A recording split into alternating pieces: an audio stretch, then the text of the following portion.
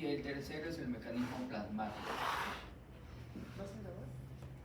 Todos estos de acá tienen como finalidad formar un coágulo, ¿no es cierto? Algunos dicen que este mecanismo, que es el fibrinolítico, no pertenece a la hemostasia porque este de acá lo que hace es romper el coágulo. Pero los libros que dicen, como que yo pienso lo mismo, que sí es parte del proceso, es porque tendríamos que analizar cuál es el objetivo de la hemostasia. ¿Cuál es la finalidad o objetivo de la hemostasia? ¿Para qué sirve la hemostasia? De tener el sangrado. ¿Quién más opina lo mismo? ¿Todos de acuerdo? ¿Alguna duda?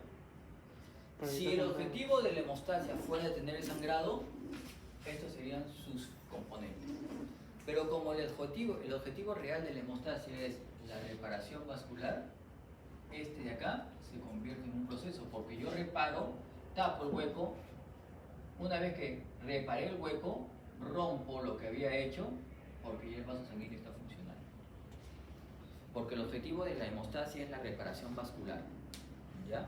Entonces, pero para reparar, tengo que ponerle un tapón ahí para generar los factores de reparación vascular. Es más, dentro de los factores de lo que serían los gránulos, hay el factor de crecimiento endotelial derivado de plaquetas. ¿Por qué existiría un factor de crecimiento endotelial derivado de plaquetas? Si su objetivo de la hemostasia no sería la reparación vascular. ¿Y por qué existiría la fibrinolisis? Si bastaría que con esto, que ya puse el tapón, ya dejó de sangrar, ¿no? Entonces, el objetivo final de la hemostasia es la reparación vascular, en realidad. ¿Ya? Entonces, tengamos presente eso, que es importante. Se acabó la clase y nos podemos ir.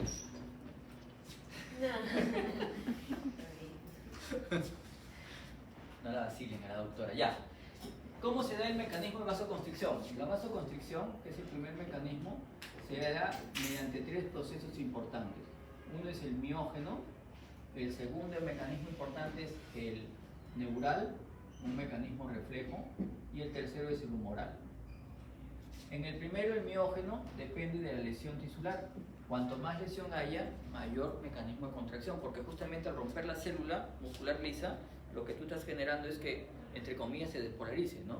Y si se despolariza, el sodio entra, el calcio entra y eso genera la activación y se va a cerrar. Entonces, a mayor lesión, mayor vasoconstricción. Eso va a funcionar con los vasos pequeños o de mediano calibre máximo. Pero con los vasos grandes, por ejemplo, la aorta, si tú cortas la aorta, ¿tú crees que genere la vasoconstricción para evitar el sangrado? La aorta no va a generar eso, uno, por la presión que maneja y segundo, por el diámetro que maneja. Entonces, eso es imposible en vasos grandes. El mecanismo neural es justamente un mecanismo reflejo. Acuérdate que está ligado, el vaso sanguíneo tiene un nervio y ese nervio va a la médula y va a generar un reflejo neural, medular, de ida y vuelta de vasoconstricción. Y el mecanismo humoral está dado por sustancias químicas, como cuáles, por ejemplo, el tromboxano azul 2, que es vasoconstrictor y agregante plaquetario, está dado, por ejemplo, por la 5-hidroxitriptamina, que es la serotonina, y está dado también por lo que sería la adrenalina o noradrenalina. También pueden mediar eso, cada uno con su receptor, lógicamente, ¿no? Y lo que generamos son vasoconstrictores. Entonces, eso me explica el primer proceso. El segundo proceso es el plaquetario, y en el segundo proceso plaquetario tú tienes que tener tres fases en realidad. La primera sería la adherencia, la segunda sería la activación y la tercera sería la agregación plaquetaria. La adherencia es la unión de la plaqueta a la estructura del endotelio por diferentes mecanismos, puede ser por glicoproteínas, como también podría ser por los BECAN. ¿Se acuerdan los ICAN, los BECAN? Los BECAN son factores de adherencia. Esos factores de adherencia también me sirven, la P-selectina, por ejemplo. La activación plaquetaria se da por diferentes mecanismos. Puede ser por un mecanismo, por ejemplo, dependiente de ADP. El ADP, que está dentro de lo que serían los gránulos de las plaquetas, al activarse la plaqueta y degranular, libera ADP y ese ADP va a buscar su receptor de ADP, que puede ser propio, o sea, yo como plaqueta me adherí y a la vez me activé porque empiezo a liberar ADP y ese ADP me va a estimular mayor activación. Entonces, esto lo que me generaría es en el receptor de ADP la activación plaquetaria. Pero aparte del ADP, también estos factores, el tromboxano, lo que sería también la trombina, la serotonina, la adrenalina o noradrenalina tienen receptores en la plaqueta que lo que van a hacer, ¿qué cosa es? Estimular a la plaqueta que se active, ¿correcto? Entonces, una vez que la plaqueta se activa, lo que va a hacer es generar nuevos receptores glicoproteicos que van a ser los puentes entre fibrina, fibrinógeno, plaqueta, fibrinógeno y los va a unir. Eso es la agregación plaquetaria. Acuérdense que la plaqueta no es una célula, sino es un fragmento celular y entonces tiene un tiempo de vida media limitado en realidad, ¿no? Y que cuando tú bloquees alguna de las cascadas de la plaqueta se va a bloquear para siempre. Dentro de lo que sería la estructura de la plaqueta, importante en la plaqueta era la membrana celular y acá las glicoproteínas, que son para la adherencia y para la agregación, pero en este proceso también tengo para la activación. También es importante lo que es el sistema tubular abierto y el sistema tubular cerrado. Estos sistemas tubular abierto y cerrado más el abierto es una invaginación de membrana. Es algo así como los guantes. Cuando ustedes sacan los guantes, ¿se han dado cuenta? Los dedos quedan adentro, ¿no? Y para que esos dedos salgan otra vez, ustedes aprietan y salen los dedos, ¿no? Algo así es la plaqueta, que tuviera sus dedos metidos en la parte interna, invaginación de membrana, y cuando se activa esos dedos, es como que tú soplaras el guante, salen, ¿no es cierto? Es la metamorfosis de la plaqueta, la metamorfosis viscosa de la plaqueta.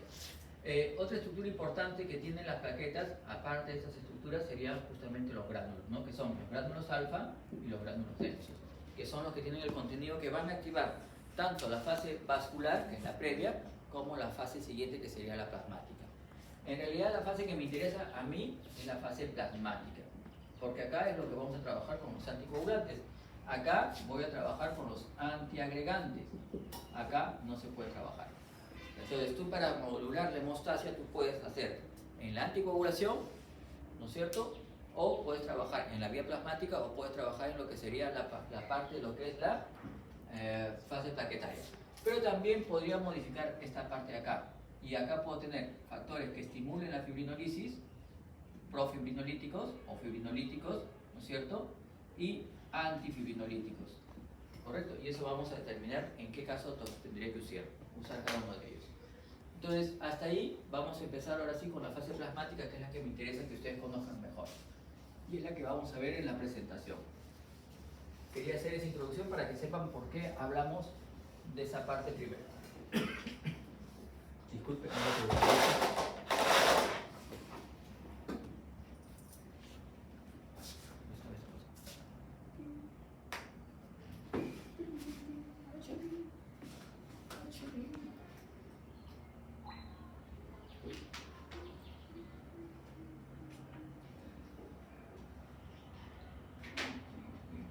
perfecto. Entonces lo que vamos a ver es anticoagulantes. La finalidad o objetivo es que ustedes elijan para cada patología el fármaco anticoagulante más efectivo, seguro y eficaz en realidad. Las preguntas que nos caerían acá y que trataremos de resolver al final, espero que las resuelvan ustedes para la próxima semana, sería un anticoagulante los indicaría para prevenir o tratar una trombosis arterial o una trombosis venosa. El anticoagulante lo indicaría usted en un Zika. Ya han hecho Zika, entonces ¿se usa el anticoagulante? Sí pueden usar, ¿no es cierto? Sí se debe usar en realidad. Pero también en un Zika podrías usar en un IMA, en el Zika. Dentro del Zika, el síndrome coronario agudo, acuérdate que tiene los IMA. En un IMA ST o un IMA no ST, pero IMA ya la obstrucción arterial o un trombo, también podrías usar un fibrinolítico, ¿no es cierto? Romper el coágulo, ¿ya? Pero entre el fibrinolítico y lo que sería la reperfusión percutánea, mejor es la reperfusión percutánea, de lejos. ¿Los dos tienen complicaciones? Sí, los dos, pero más complicaciones tiene el fibrinolítico. En anticoagulantes se indicaría una gestante con prótesis valvular. ¿Le podríamos dar un anticoagulante a una mujer gestando? Vamos a ver eso, si es que es necesario o no es necesario. Como les había comentado, justamente ahí está, ¿no? La lesión vascular que te genera, la vasoconstricción, ya les expliqué por qué se genera la vasoconstricción. Eso genera también la lesión vascular, la adhesión, porque se reconocen estructuras internas del endotelio que son reconocidas por lo que sería la plaqueta como extrañas y empieza a adherirse. Una vez que la plaqueta se adhiere, empieza a activarse y una vez que se activó, empieza lo que sería el proceso de la agregación. Pero a la vez también la plaqueta, cuando se activa y degranula, estimula lo que sería la coagulación. La formación de trombina, por ejemplo, y esa a su vez también le regresa lo mismo. O sea, si ustedes se dan cuenta, la vasoconstricción está estimulada por la activación plaquetaria, que a su vez estimula hacia la fase de la coagulación y estimula la fase previa, que sería la vasoconstricción, y la fase siguiente, que sería la vascular. Todo se estimula, son feedback positivos. Y ahí, como les mencionaba, el proceso termina con la hemostasia, que sería la formación del trombo estable. Y después de la reparación vascular vendría lo que sería la fase fibrinolítica, que sería romper eso para que el vaso sanguíneo funcione otra vez como estaba al inicio. No se olviden que ahí están justamente los factores externos, que son para reconocer la adherencia, y la lesión tisular, que son los que van a expresarlos. Ahí lo que habíamos visto, ¿no? La fase de la vasoconstricción, el reflejo miógeno, el reflejo neurógeno, el reflejo. Ahí abajito están los agentes paracrinos y autocrinos, que son en la plaqueta el tromboxano 2, la 5-hidroximetilaminas o serotonina y el epinefrina, que era lo que se había conversado en lo que era la fase de la vasoconstricción humoral, ¿no es cierto? Entonces la plaqueta tiene un doble efecto, un efecto autocrino. Yo mismo me puedo estimular, mi receptor se estimula, eso hace la plaqueta en su mismo receptor, eso lo vamos a ver. O paracrino, yo secreto sustancias que van a estimular a las plaquetas que están alrededor. Ese es paracrino. Para que lo diferencien del efecto endocrino, que es a distancia. Yo lo secreto acá y de efecto allá, hasta la pared, ¿correcto? El paracrino es al costado, el autocrino es el mismo estímulo para ella misma. Igual ahí ven lo que sería también lo que es el tema de el proceso vascular, que es un proceso que puede ser suficiente para detener el sangrado en un vaso pequeño, pero no en un vaso mediano. Lógicamente no va a ser suficiente en un vaso grande, y puede durar minutos, puede durar horas, hasta que se compense, hasta que se repare el vaso sanguíneo. Lo que ven ahí es la característica de la plaqueta. Ya habíamos conversado que la plaqueta era un fragmento celular del trombo del megacariocito, ya lo saben eso. Y lo que me interesa que conozcan es justamente esas características, ¿no? Les había hablado que en su membrana tenía glicoproteínas. Tengo la glicoproteína 1A, 2A, 6, que esa me sirve para que cuando el colágeno subendotelial se expone, la plaqueta lo reconoce y se pega. Entonces, eso es para la adherencia plaquetaria. También tengo el factor, o la glicoproteína 1B95, y esa me sirve para unirme al factor de von Willebrand. El factor de von Willebrand también es un mediador que me va a favorecer la adherencia plaquetaria, es decir, el 1A, 2A, 6 me sirve para lo que sería la adherencia. El factor 1B95 también para adherencia, pero el factor 2B3A fibrinógeno, y me sirve como puente entre plaqueta, y eso es para la agregación plaquetaria exactamente. Aparte de eso tenía los gránulos, que les dije que era importante, gránulos densos, que tiene adenosindifosfato, 5-hidroximetilaminas, tromboxano SU2 y calcio. Todo esto de acá sirve para que la plaqueta se agregue. Pero también tengo lo que sería la P-selectina, que era un ICAM, el fibrinógeno, el factor von Willebrand, el factor plaquetario 4, que están en los gránulos alfa, y esto me sirve para adherencia plaquetaria. Lo vamos a ver esto en un esquema ahorita bonito, para que lo entiendan. Acá era lo que era la plaqueta, les decía, ¿no? En forma de disco, y estos son los pseudópodos que tiene la plaqueta. No es que genera nuevos, sino que se activan y salen hacia el exterior. Las plaquetitas salen sus piecitos nuevos. Acá ven la plaqueta arriba, la plaqueta inactiva, y acá ven la plaqueta activa. Miren cómo ya generó los pseudópodos y cambia su forma.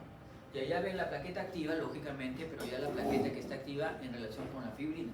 Y ya se forma la malla fibrina. Eso todavía es inestable. Vamos a ver que eso se va a estabilizar después. Ahorita lo vamos a ver acá. Justamente en este cuadro lo que ustedes ven es, vamos hasta ahí, ¿se dan cuenta? Entonces, por un lado la lesión vascular, vasoconstricción, que ya explicamos por qué, y por otro lo que sería la exposición del subendotelio, y esto se va a exponer en contacto con la glicoproteína 1A, 2A, o glicoproteína 6 para el colágeno, o la glicoproteína 1B95 para el factor de von Willebrand, y eso lo que está estimulando sería la adherencia plaquetaria. Una vez que se adhiere la plaqueta, empieza a liberar lo que sería el ADP, el tromboxano, la 5-hidroximetilaminas, el calcio mismo, aumenta la concentración del calcio, esa adhesión genera esa estimulación, y eso lo que va a hacer es activar la plaqueta.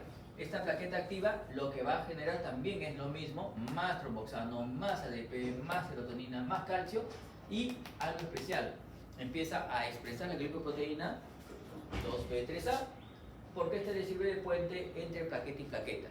¿Correcto? Eso, o sea, se adhiere, se activa, se agrega. La agregación plaquetaria está ahí metida. ¿Correcto?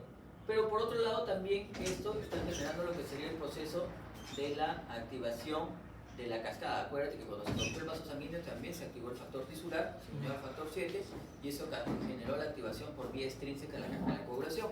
Y eso lo que te genera es la activación de lo que sería la trombina y el fibrinógeno, y la fibrina va a meterse a la malla, va a formar una malla con las plaquetas, es decir, con los elementos formes en realidad, lo que había amarrado, va a formar una masa con lo que serían los elementos formes, todos acá entran. Principalmente plaquetas, pero acá están blancos, están rojos también, por si acaso, ¿no? Los glóbulos rojos y los glóbulos blancos, porque todos forman parte del mismo proceso. Acuérdate que esa trombina, acuérdate, la teníamos en la fase inicial, pero ya cuando estamos con el fibrinógeno, pasamos de lo que era un trombo inestable o reversible a un trombo irreversible. Esto de acá ya no se puede revertir, ¿correcto? Era lo que estábamos conversando. La hemostasia tiende a buscar generar, tapar la lesión vascular. Acá se ve más bonito, se ve perfecto. Si ustedes ven arriba número 1, ven el factor de von Willebrand, lo ven con su glicoproteína de plaqueta, que sería la glicoproteína 1B59, le sirve justamente para el tema de la adherencia. Arriba ven el colágeno, que es su endotelial, y lo ven unido a la glicoproteína 6, y también esa adherencia. Esa adherencia, como ustedes ven esa rayita, esos como rayos, viene a aumentar la concentración de calcio. Pero también esa concentración de calcio se ve estimulada por lo que sería la activación o el estímulo de lo que sería la trombina, que viene por la vía extrínseca, o lo que sería la epinefrina, que se ha generado en el proceso por el estrés, o lo que sería la 5-hidroxitriptamina. Cada uno de ellos trabaja en su receptor. Por ejemplo, la trombina en el receptor PAR1, PAR4. Acuérdense que el receptor PAR1 es mucho más sensible y a pequeñas cantidades de trombina ya se estimuló. En cambio, el PAR4 requiere grandes cantidades de trombina. El receptor de epinefrina tiene que ver con el aumento de la concentración de calcio. ¿Y qué receptor sería? Un alfa-adrenérgico. ¿Qué tipo? ¿Alfa 1 o alfa 2? Alfa 1. Alfa 1 porque tiene que ver con proteína GQ. GQ tiene que ver con el aumento de calcio, GQ.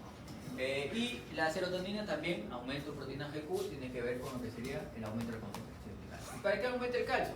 Bueno, ese calcio aumenta porque lo que va a hacer es que la plaqueta degranule, y al degranular lo que va a liberar es el ADP, el adenosindifosfato. El adenosindifosfato va a tener un mecanismo autocrino y paracrino de activación. Me va a activar a la misma plaqueta que ya se había adherido, pero también va a activar en su receptor P2I1, P2I12, acá está, en este y en esta, y en esta también. Entonces la va a activar para que esta plaqueta aumente la concentración de calcio y genere mayor secreción, pero también lo que va a generar es que empiecen a expresar lo que sería la glicoproteína 2B3A, glicoproteína 2B3A, glicoproteína 2B3A, fibrinógeno en el medio, este es agregación plaquetaria, ¿correcto? Y también me estimula lo que sería la cascada del ácido araquidónico. Ustedes hacen memoria un poquito del ácido araquidónico, ¿se acuerdan un poquito? Tenían los fosfolípidos de membrana, estos iban a ser atacados por la fosfolipasa A2, esto te iba a generar el ácido araquidónico, este te iba a generar la cascada de la COX, y esto te iba a generar tromboxano A2, ¿correcto? ¿Ya? Esto de acá tiene la plaqueta para hacer esto, porque la otra cascada que está relacionada también con el COX sería la de la prostaglandina I2 o prostaciclina. Esto de acá lo hace el endotelio. La plaqueta solo tiene para generar tromboxano A2. ¿Ya? Acuérdense que también ese tromboxano yo lo puedo bloquear, ¿no? Como dicen ahí, ¿con qué lo bloqueo? Con la aspirina. El ácido acetilsalicílico hace de mecanismo irreversible bloqueando justamente la COX. Bloquea la COX plaquetaria para toda la vida de la plaqueta, porque la plaqueta no sintetiza nueva COX. También puede inhibir actuando con lo que sería el complejo 2B3A, o también podría actuar inhibiendo o bloqueando el receptor del ADP, la activación plaquetaria.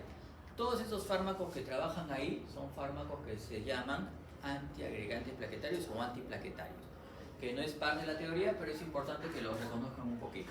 ¿Ya? Importancia de lo que serían los factores de coagulación. Sí, los factores de coagulación es importante porque se sintetizan en el hígado. ¿Todos? ¿Quiénes no se sintetizan en el hígado? ¿O cuáles no quiénes? Importante el factor 4. Porque el 4 es el calcio, pues el calcio no se puede sintetizar en el hígado, te lo comes. El otro que no se sintetiza es el 6, que es muy importante el 6. ¿Por qué no se sintetiza en el hígado el 6? Porque no existe, pues. ¿Se acuerdan que cuando contaron se saltaron el 6 porque estaba repetido? Este no existe, porque eso no se sintetiza en el hígado. Ahora sí, realmente el que no se sintetiza en el hígado es el 8. Por eso empecé para que se acuerden, ¿no? 4, 6, 8. No hay forma que se olviden. 4, 6, 8. 4 calcio, 6 no existe y el 8 es el que no se sintetiza en el hígado, se sintetiza en el endotelio, en los endotelios en realidad. Pero el resto sí son. Y hay un grupo que son no solo del hígado, sino son del hígado y de la vitamina K. Se llaman vitamina K dependientes, que son los que son dependientes del calcio, el potasio, es decir, de la vitamina K son el 2, el 7, el 9, el 10. Estos son coagulantes, pero anticoagulante endógeno tengo la proteína S y la proteína C. Esos son los vitamina K dependientes. ¿Por qué se llaman vitamina K dependientes? Se sintetizan en el hígado, pero el último proceso previo a la activación, previo a que se liguen o se puedan activar por calcio, es que requieren vitamina K.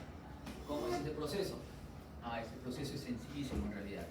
¿Qué son los factores de la coagulación? ¿Qué estructuras son químicamente? ¿Son? ¿Qué son? Hidratos de carbono, lípidos, ¿sí? Son proteínas. Y si es una proteína que tiene cadena de aminoácidos, ¿no es cierto? El amino terminal lo que tiene es el ácido glutámico al final, y por eso se le llama que está en la forma GLU.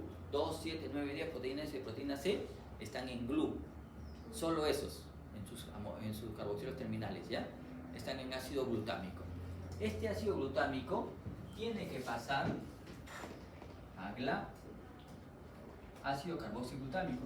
Todo esto de acá, niños, niñas y niñes, es el hígado. Esto pasa en el hígado, nada más. El paso de GLU a GLA se hace en el hígado. Para que pase de GLU a GLA, de ácido glutámico a ácido carboxiglutámico, lo que necesita es una enzima que se llama la gamma carboxilasa. La gamma carboxilasa, ¿qué es lo que hace? Es agarrar el dióxido de carbono y ¡pum!, se lo pone en posición gamma al ácido glutámico y se acabó, ya lo pasé de GLU a GLA. Y cuando el factor está en GLA, sale a la sangre,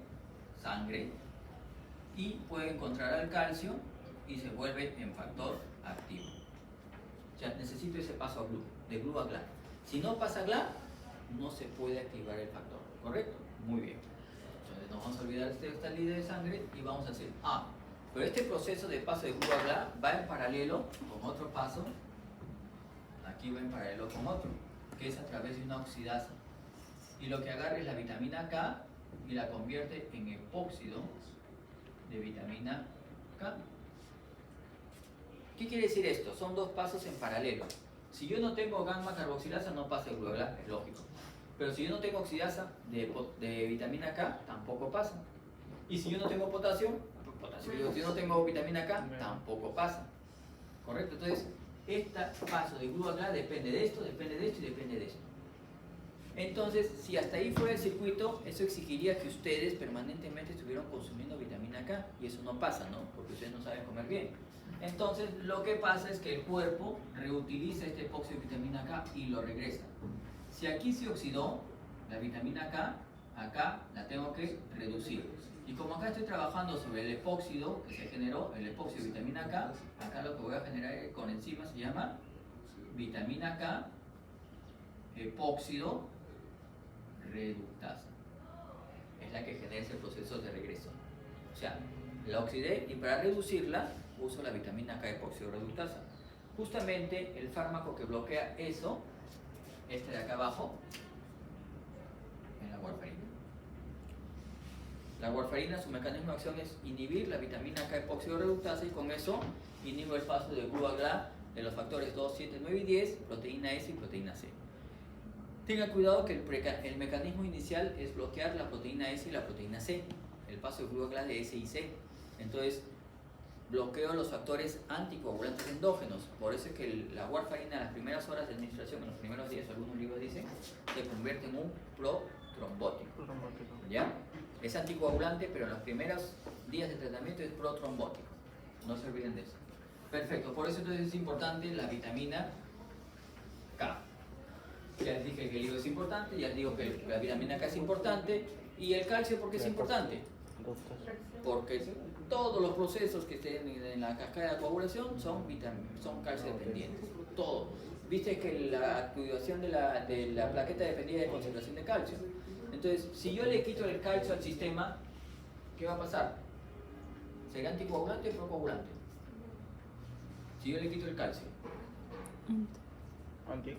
Anticoagulante. Hay un fármaco que es el citrato de sodio que queda el calcio, quita calcio al sistema, pero no se usa como anticoagulante desde el punto de vista farmacológico en medicina con los pacientes, por si acaso.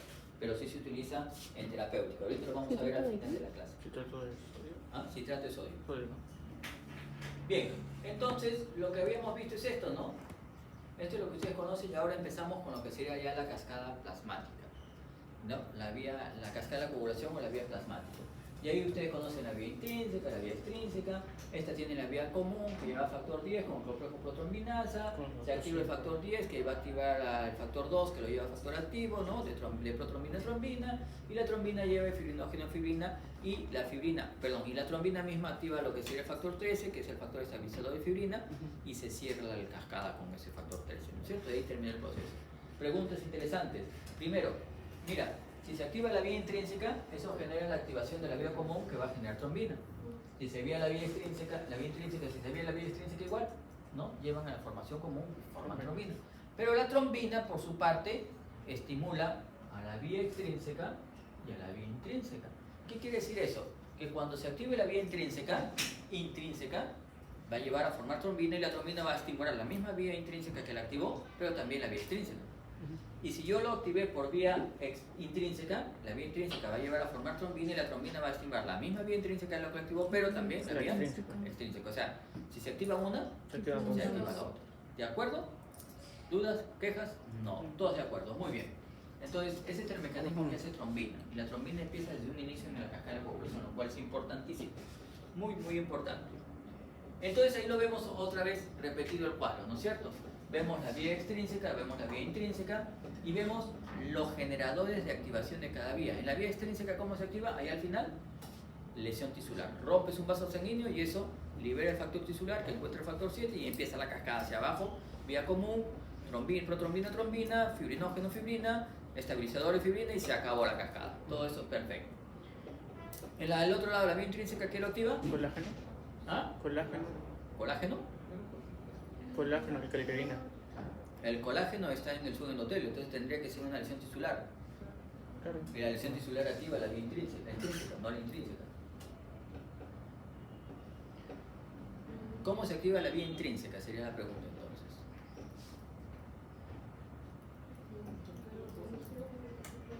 ¿Ah?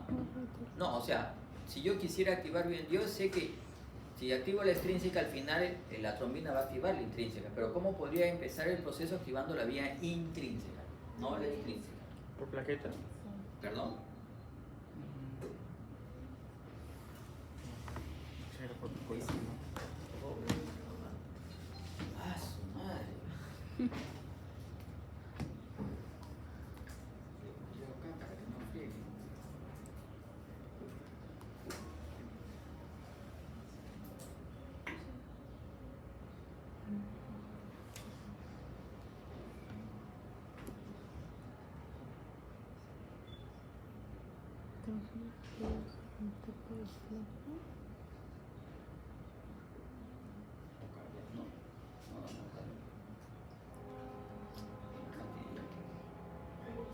Ya. Muy bien. La vía intrínseca se activa justamente por el cambio de las características endoteliales. ¿Ya? Un cambio de característica endotelial podría ser lo que han visto. ¿Ya han hecho la clase de Zika? En Zika, un ateroma, ¿dónde se localiza la placa ateromatosa? ¿En qué parte? En el subendotelio, ¿no es cierto? O se localiza en la muscular, en el subendotelio. Y cuando se localiza en el subendotelio, eso no cambia las características del endotelio, eso puede activar la vía intrínseca. ¿Qué otra cosa puede activar la vía intrínseca? La paciente que dijimos al inicio, ¿qué tenía? válvulas protésicas valvulares, ¿no es cierto? ¿Ese es endotelio igualito? No, eso puede activar la vía intrínseca cuando tú cambias esta característica. Vimos el paciente que tiene Zika. El paciente que tiene Zika, que tiene infarto, le dije, lo mejor, antes que hacer fibrinolisis, es mejor ponerle una percusión, ¿no? Un catéter por catéter percutáneo, poner un stent. El stent, ¿tiene la misma característica del endotelio? No, ese es cambio. Es por eso que por vía se toma anticoagulante. ¿Perdón? Es por eso que por vía prácticamente tomas anticoagulante. Anticoagulante o antiagregante. También ahora estamos usando antiagregantes, pero habitualmente se usaban anticoagulantes. Y por último, el cambio del flujo sanguíneo, ¿no? Acuérdate que el cambio del flujo sanguíneo, el éxtasis sanguíneo te van a activar la vía intrínseca también. ¿Cómo cambia el flujo sanguíneo? El flujo sanguíneo normal es laminar. Laminar concéntrico. ¿Qué significa laminar concéntrico? Que son láminas, justamente, valga la redundancia, que van de la parte externa del vaso a la parte interna del vaso, a la luz vascular, y en la luz vascular, en la parte central van a ir los elementos formis a mucha velocidad, y en la parte periférica pegada al vaso va a ir la parte líquida casi a cero. Ese es el cizallamiento, la propiedad de cizallamiento del vascular. Entonces, cuando tú cambies ese flujo sanguíneo y los elementos formes empiecen a chocarse con la pared endotelial, se puede activar la vía intrínseca. Pero activas endotelio. ¿Cuándo se podría activar? Entonces, ¿cuándo cambia el flujo sanguíneo? Hipertensión. Ya, ¿qué más? Anemia también, si quieres, ¿no? Lo vuelves turbulento. ¿Pero qué más? ¿Lesión Algo tisular? más fisiológico. ¿Lesión tisular? No, la lesión está allá. Trauma. Intrínseca. Eso está allá. No, bueno. Como embarazo, se mete el postrito a las arterias. Chicos, ahorita están cambiando están sentados. Al estar sentados, las arterias no se están comprimiendo, eso no altera el flujo sanguíneo, no lo convierte en turbulento, la sangre está viniendo y encuentra eso está activando la vía intrínseca. La pregunta sería, ¿y por qué no me coagula entonces? Por los anticoagulantes naturales. Hay anticoagulantes endógenos, que lo vamos a ver más El adelante, que complejo modulan justamente la cascada de activación, es modulada por una cascada anticoagulante. Eso es lo importante, ¿ya? Otra cosa que modula es que cuando tú estás mucho tiempo sentada o parado, por ejemplo, si se han dado cuenta, yo que estoy parado cada cierto tiempo cambio de pie y apoyo otro, ¿no? Porque ya el dolor del pie me dice, acá hay mucha isquemia, y esa isquemia te va a generar que se coagule, se va a activar la inflamación y te vas a generar problemas, cambia pata. Entonces cambia pata. Igual ustedes están sentados en un glúteo y cuando pasa el tiempo dicen, oye, algo me duele, ¿no? Pónganse el otro poto. Para que se relaje y empieza la circulación mejor en ese lado. Es normal, el dolor te va avisando, la isquemia que te produce, te genera dolor y eso te va evitando. Una vez que se activa, lógicamente que si tú sigues sentado ahí, ¿qué va a pasar? Necrosis, es lo que le pasa a los pacientes que paran postrados, ¿no? Esos que no se pueden mover por su cuenta, no les salen las escalas, eso es porque no se pueden mover, ¿correcto? La finalidad es que si no te mueves, el dolor te avisa, pero si tú no te puedes mover, ¿qué vas a hacer? Te quedas ahí. Entonces, esto es lo importante de esta, ¿no? Ya tienes cómo se activa una, cómo se activa la otra. Acuérdate que arriba también participa mucho lo que es la activación del factor 12, para activar el factor 12, lo que es la precalicreína, acalicreína, y también lo que sería el factor de alto peso molecular, ¿no? El quininógeno de alto peso molecular que estimula al factor 12 Hageman para que inicie la cascada por vía intrínseca. Bien, finalmente todos llegan a lo que ya habíamos conversado, factor 10, protrombina, trombina, fibrinógeno, factor estabilizador de fibrinas, enlaza todo y ya se acabó la coagulación. Hasta ahí todo bonito, todo perfecto, todo bello. Acá, igual para que vean el mismo sistema, y acá ya ingresamos lo que serían los factores anticoagulantes endógenos. Ya tenemos la cascada intrínseca, extrínseca, ya sabemos cómo se produce, pero también tenemos lo que serían los anticoagulantes. Y acá estaba justamente la proteína S que estimula el dímero proteína C trombomodulina para que se active la proteína C, y esta inhibe el factor 5 activo y el factor 8 activo. Ahí trabaja inhibiendo esa cascada. Por su otra parte, la antitrombina 3, que es un anticoagulante endógeno, cuando se activa, lo que hace es chupar trombina, por eso se llama antitrombina, pero también chupa el factor 10, o sea, 10 y 2 activos se lo modula. Pero no solo eso, este de acá en realidad trabaja hacia todos los factores arriba, también al 12, al 9, al 10. O sea, bloquea más hacia arriba, ¿no? 9, 8, bloquea varios en realidad. Pero los más llamativos que me interesa que se acuerden son el 2 y el 10 en la trombina. 2 y 10. Y arriba ven lo que sería el inhibidor de la vía del factor tisular. También hay un factor anticoagulante endógeno. Entonces, esos factores inhiben el proceso de la coagulación cuando no se debe coagular. Lógicamente, si el sistema se aloca, estos factores anticoagulantes también se alocan y pierden su mecanismo de acción y empiezan los problemas. ¿Ya? Entonces tienes la vía intrínseca, la vía extrínseca, la vía común, la final de las vías de ambas, que sería la que es la formación de la fibrina, el estabilizador de fibrina, y tienes los que van modulando. Otro factor que modula la coagulación es que estos factores de la coagulación, todos los que tú ven acá, tienen un tiempo de vida media corto en realidad, entonces se autolimita por el tiempo de vida media. Otro factor anticoagulante, entre comillas, sería el mismo flujo sanguíneo, porque los factores de la coagulación están llegando activos, pero la sangre los empuja y se los lleva. Y eso también limitaría el efecto anticoagulante. Entonces, hay varios mecanismos que van a generarte el mecanismo anticoagulante que son importantes. Y ahí, entonces, vendría la primera pregunta, ¿no? La pregunta que les haría es ¿saben qué cosa es hemofilia? Exactamente, eso es hemofilia, ¿no? La pérdida y la ausencia de los factores, de uno de los factores de coagulación, 8, 9 o 10, A, B o C.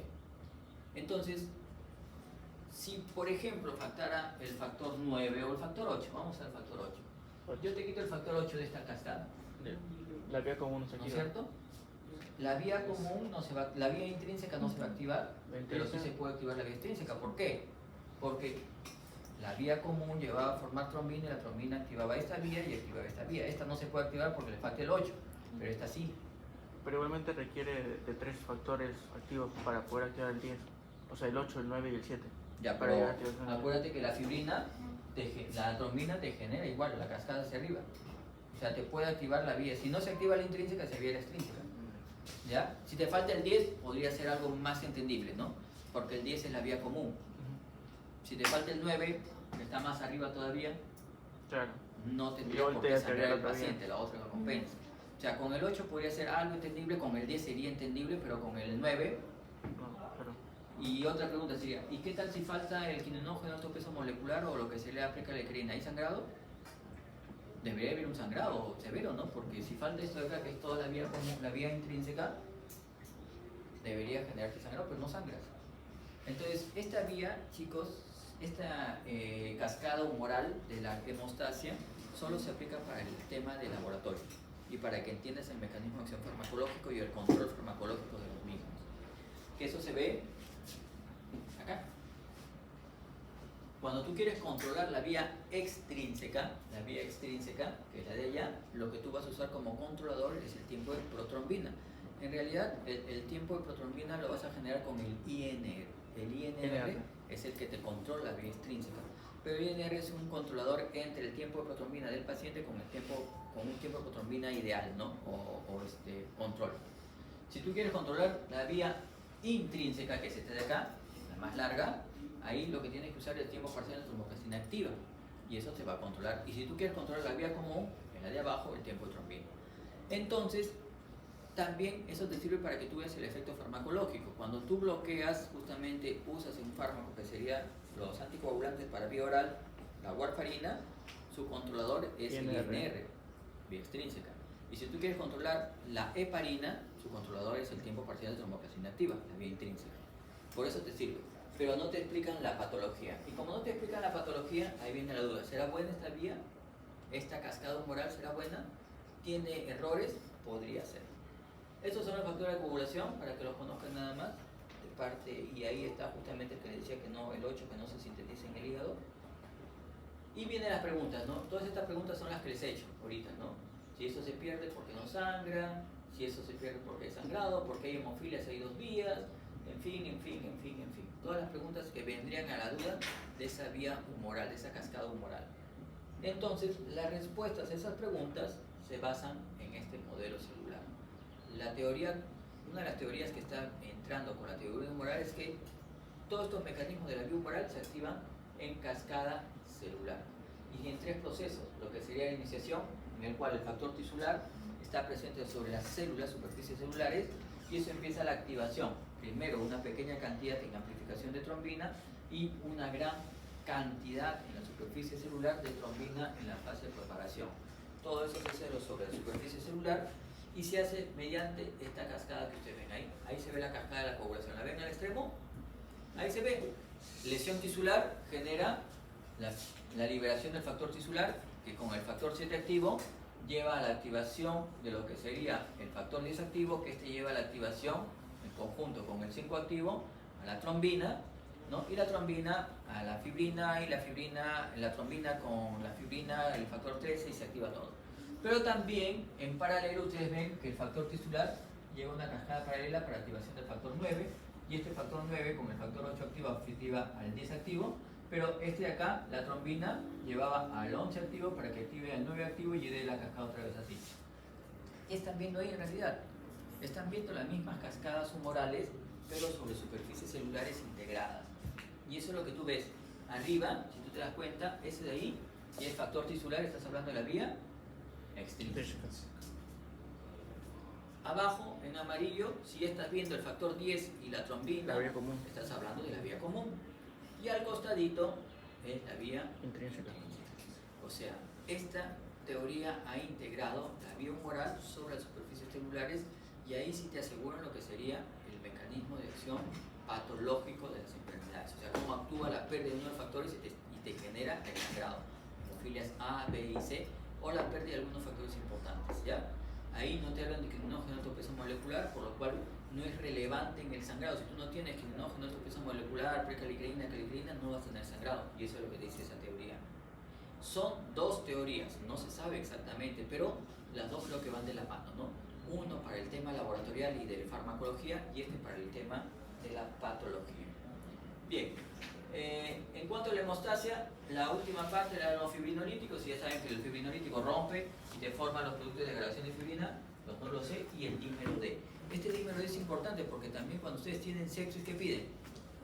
Dímero D. ¿Por qué? Porque justamente es el que te va a ver si vas a entrar en coagulación intravascular diseminada. Sí. El CIT, exactamente. Bien, ¿cómo modulo la hemostasia? Lo modulo con diferentes fármacos, ¿no? Puedo usar antiagregantes plaquetarios, heparinas, anticoagulantes orales, fibrinolíticos, antifibrinolíticos. ¿Cómo actúan los antiagregantes? Acá está el mecanismo de acción. Esta es la teoría, tal cual era lo que hemos conversado en un inicio, ¿no? Puedo bloquear lo que sería la COX en el ácido araquidónico, puedo interferir en lo que sería el complejo glicoproteína 2B3A, que también se elige, están los fármacos que inhiben el ADP, los antagonistas del complejo también 2B3A. Tienes lo que sería, tirofirina, hay un montón de ejemplos, ¿no? Tienes lo que modulan lo que sería relacionado al MP cíclico, GMP cíclico, los prostanoides, y lo que sería la inhibición de la fosfodiesterasa, el dipiridamol. Todos esos son los mecanismos antiagregantes o antiplaquetarios en realidad. Acá están, acá los tienen en resumen cada uno de ellos y los representantes de cada uno de ellos. Y los mecanismos de acción los ven ahí, ¿correcto? Bien, pero eso no es lo que me compete, a mí me compete acá. La clase recién empieza ahorita. Me compete los anticoagulantes. Los anticoagulantes pueden ser de dos tipos: anticoagulantes orales y parenterales. Los parenterales son estos: heparina no fraccionada o regular, heparina de bajo peso molecular, inhibidores directos del factor 10 activo tipo heparinoides, el fondoparinux, ¿no? El hidraparinux, y tenemos lo que serían los inhibidores directos de la trombina, iludina por ejemplo, o inhibidores sintéticos de bajo peso molecular. Los tres primeros son los que se utilizan más, y de los tres primeros, al inicio, cuando recién empezaron las heparinas, se utilizaba la heparina no fraccionada. Cuando después apareció la heparina, lo que sería el fondoparinux. Y después, lo último, más reciente, pero no es tan nuevo tampoco, pero más reciente, son las heparinas de bajo peso molecular, que son las que se utilizan más actualmente en muchas indicaciones. Todos tienen las mismas indicaciones en realidad, ¿no? Lógicamente que hay que tener cuidado con lo que son las características cinéticas. Las heparinas, por su característica, son estructuras, son glucosaminoglicanes, o sea, son azúcares que tienen grupo amino, dos dímeros que van a formar polímeros, ¿correcto? Y tienen la capacidad o la característica de ser ácidos. La heparina es una característica ácida químicamente. Los orales son estos que ven, los antagonistas de la vitamina K, los cumarínicos, warfarina, cumarol, y no cumarínicos, fenidinoína. Y los inhibidores directos del 2A, dabigatran, y los antagonistas directos del 10 activo, el rivaroxaban, el apixaban. Todos estos, todos los que son selectivos directos de lo que sería el 10 activo, tienen que tener esta terminación, SABAN. SABAN XA es X factor 10 activo. ¿Ya? Es el mecanismo de acción, te lo están dando, es su nombre por si acaso. Acá están los mecanismos de acción. Como les dije, vemos la heparina no fraccionada, se dirige básicamente a lo que sería el factor 10 activo y el 2 activo, pero mira, la heparina también no fraccionada podría actuar en los otros factores que son dependientes de trombina, ¿no? De titrombina, perdón, el 12, el 11, el 9, que les dije, ¿no? La titrombina 3 no solo bloquea el 2 y el 9, el 2 y el 10, sino también otros factores. Pero lo que me interesa para el mecanismo de acción es básicamente el 2 y el 10 activo. La heparina de bajo peso molecular o fraccionada se dirige solamente al factor 10. Lo que sería el antagonista del factor 2 activo sería el dabigatran. El dabigatran acá está. Y el inhibidor de lo que serían los selectivos del 10 activo, acá están todos los SABAN, ¿no? Rivaroxaban, apixaban, edoxaban, betrixaban, todos terminan en xaban. 10 activo van los 10 activos. Y el otro anticoagulante que sería la warfarina, que bloquea los factores 2, 7, 9 y 10, ¿no es cierto? Acuérdate por el mecanismo de acción que ya lo vimos. Ahí está todo el resumen. Lo que nos queda aprender un poquito son las características cinéticas y dinámicas, ¿no? La heparina no fraccionada se obtiene de bovinos y porcinos, inhibe el 10 y el 10 activo y el 2 activo, ya lo dijimos, vía subcutánea o endovenosa, no intramuscular, nunca intramuscular por los riesgos, absorción limitada, eliminación hepática saturable, tiempo de vida media corta. Si tú quieres una anticoagulación sostenida con heparina no fraccionada, tienes que darla en lo que sería infusión continua, a través de una bomba infusora. Ahí están los mecanismos de acción que ya lo hemos visto. El mecanismo de acción ya lo conocemos. Cosas importantes, ¿correcto? Estas dosis altas interfieren con la agregación plaquetaria, también disminuyen las plaquetas, tengan cuidado los números, o sea, genera trombocitopenia o plaquetopenia la heparina no fraccionada. La heparina de bajo peso molecular aumenta los efectos de la antitrombina 3, pero específicamente sobre el 10 activo, no sobre el 2 activo. No se fijan a las plaquetas ni viene en la agregación. La heparina de bajo peso molecular es un mecanismo un poco más selectivo. Usos, tanto la heparina fraccionada como no fraccionada, los usos van a ser los mismos, ¿no? Profilaxis en lo que sería trombosis venosa, anticoagulación en trombosis venosa profunda, en tromboembolismo pulmonar, en Zika sin ST o en IMA con ST. Para todos ellos me sirve lo que sería la heparina y la heparina de bajo peso molecular o fraccionada. La heparina igual, esta es la vía de presentación, la profilaxis, cómo sería anticoagulación en bolo y lo que sería el control. Para la heparina de alto peso molecular o no fraccionada yo necesito el tiempo parcial de tromboplastina activa. Es importante como un factor de control, que no se necesita para la heparina de bajo peso molecular o fraccionada, eso es importante. Si bien es cierto, el sulfato de protamina me puede servir como antídoto de la heparina normal o regular, para la heparina de bajo peso molecular, la heparina fraccionada no se utiliza. No es que no lo vaya a antagonizar, el tema es que no se necesita. ¿Por qué? Porque yo me puedo pasar de dosis un poquito con heparina regular, pero no me voy a pasar nunca de dosis con heparina fraccionada, porque vienen jeringas prellenadas y se da la cantidad específica, o sea, ahí es bien difícil que te equivoques en dosis. Lo que te decía, en las heparinas no fraccionadas, hemorragia, sulfato de protamina como antídoto, y la trombocitopenia inducida por heparina regular. Esto no lo produce la heparina fraccionada, perdón. Bueno, y las otras reacciones, hipersensibilidad, nicosia y osteoporosis. Heparina de bajo peso molecular, ahí están los nombres, deltaparina, enoxaparina y tindaciraparina, todos terminan en esa terminación. Dinámica, unión antitrombina 3, inhibe el factor 10 activo. Ya no el 2 activo, ya lo habíamos dicho. Cinética, muy buena absorción por vía subcutánea. Usos similares a la heparina no fraccionada. Consideraciones superiores en cirugía ortopédica es mucho mejor. Previene más lo que sería la trombosis venosa quirúrgica. Los mecanismos de acción que se ven ahí. En cuanto a lo que sería las dosis, esto en realidad no me interesa mucho, pero sí, control laboratorial no requiere.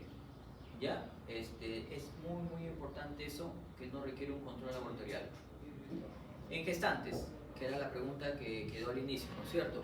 Tengo una gestante, heparina, en embarazo y lactancia.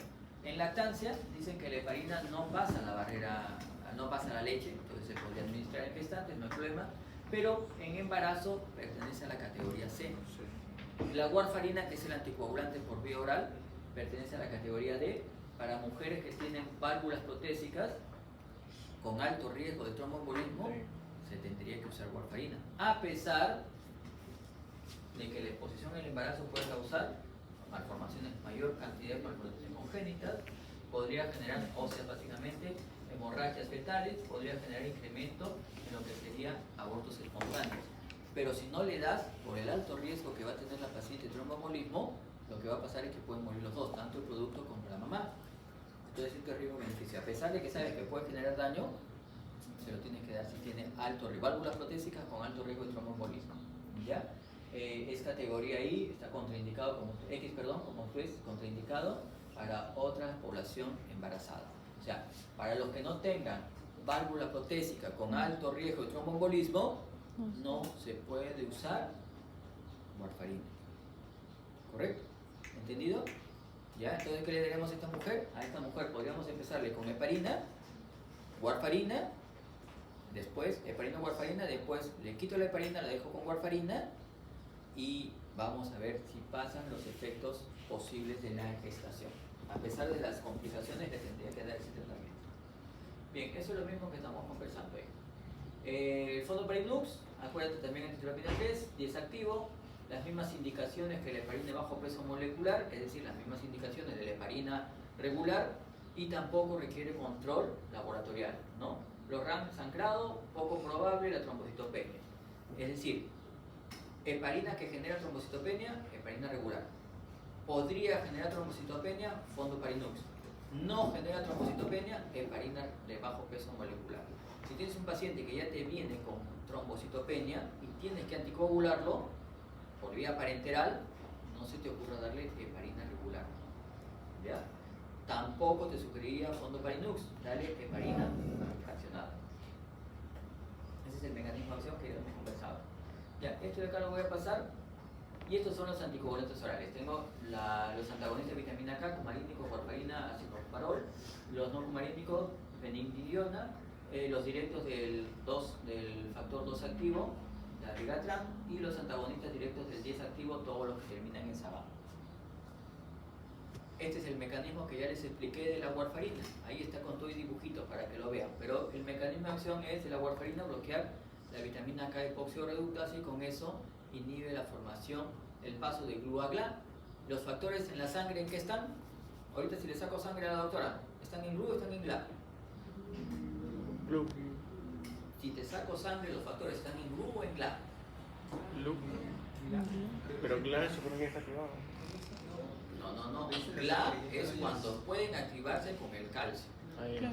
Ya, entonces los factores cuando yo te saque sangre están en GLA. No están en GLU. Si yo te saco sangre del hígado, pueden estar en GLU. En la sangre ya están en GLA porque ya se produjo el proceso de la gamma carboxilación. ¿Ya? Entonces no se olviden eso. Warfarina, ya hemos visto eso. Lo importante de la warfarina, aparte del control del tiempo de trombina y el INR, que ahí te dan la característica de cuántas veces lo tienes que mantener y por cuánto tiempo. Lo importante, más que todo, bueno, acá están las indicaciones: tratamiento de trombosis venosa, tratamiento de embolismo pulmonar y prevención de enfermedades valvulares, la mujer por ejemplo gestante, prevención del embolismo agudo después de un infarto, en enfermedades valvulares, en fibrilación atrial o fibrilación auricular y en las válvulas protésicas, cuando hay alto riesgo, la mujer que estábamos teniendo al inicio. Los RANS, hemorragia, el tratamiento, si yo sangro mucho con warfarina, es vitamina K, o sea, es lógico eso, necrosis cutánea, diarrea y reacciones de hipersensibilidad que son raras. Esto es lo importante de la warfarina, que tiene muchas interacciones. Entonces hay que cuidarnos de las interacciones de la warfarina en pacientes que ya tengan un medicamento de ese tipo. Hay que tener bastante cuidado. Y esa también hay interacciones cinéticas y dinámicas, acuérdense. ¿Por qué tiene interacciones cinéticas? Unión a proteína plasmáticas albúmina, 97%. Entonces, si yo desplazo solamente 2%, voy a tener en lugar de 3%, que es lo que yo necesito, voy a tener 5% y aumento el efecto de la warfarina, lo cual es malo. Entonces tengan cuidado con las interacciones cinéticas y dinámicas. El acenocumarol tiene el mismo mecanismo de acción, hace lo mismo. Lo que tienes acá, como dice, no anticoagulante solo en vivo, necesita un periodo de latencia de 12 a 24 horas. La acción de la vitamina K igualito, inhibe 30-40% de factores de producción de vitamina K. Las moléculas son producidas de 10 a 40% de actividad del acenocumarol. No existen grandes diferencias entre ellos.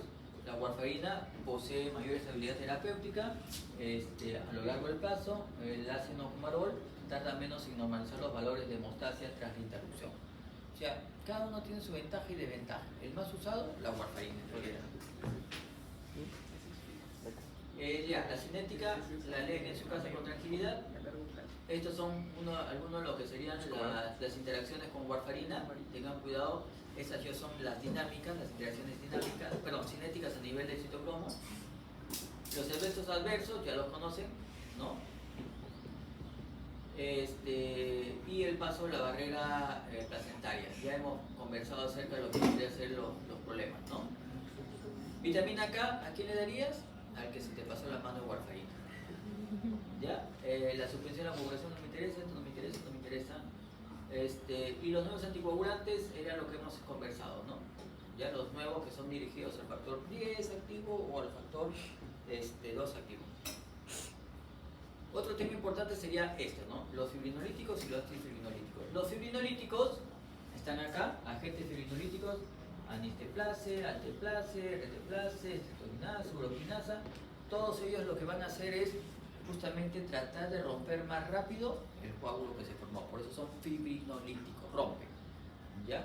En cambio, arriba tenemos los agentes antifibrinolíticos. El ácido tranexámico, por ejemplo, ¿no? El ácido tranexámico, ¿qué es lo que hace? Estabiliza el coágulo, son estabilizadores del trombo. ¿Por qué? ¿Cuándo usarías uno, cuándo usarías el otro? En un SICA, IMA, ST, el de abajo, fibrinolítico. En una hemorragia, el de arriba, el antifibrinolítico. ¿Correcto? ¿Ya? Bien, perfecto. Entonces, con eso, ahí están los fibrinolíticos que ya se los mencioné. Ahí están lo que sería el proceso de fibrinolisis, que eso no me interesa. Las complicaciones, eso sí me interesa que se acuerden, ¿no? A la cabeza la complicación principal de los fibrinolíticos es la hemorragia. Entonces, no te mueres por IMA, te mueres por hemorragia. Contraindicaciones absolutas y relativas, mira todas las que tiene. Entonces, tener cuidado cuando vayan a administrar lo que sería, y ahí queda puntito suspensivo, no quiere decir que hay más contraindicaciones, hay un montón de contraindicaciones. Inhibidores de fibrinolisis, ahí está el ácido tranexámico y el ácido aminocaproico. Inactivan el plasminógeno, prevención de hemorragias postquirúrgicas y postraumáticas, muy importante en trauma. Administración oral y también hay pocos efectos, pero también hay administración parenteral, por si acaso. Ese cuadrito es el resumen de lo que hemos conversado de hemostasia, toda la hemostasia, por si acaso. ¿Ya? El cuadrito que me gustaría que se lleven es ese, en realidad. Ese es el resumen de todo lo que hemos conversado. Si le toman una foto, si lo pueden ver, perfecto. Si no, también. ¿Ya? Ahí hemos terminado la parte de exposición y acá viene lo que sería... ¿Ah?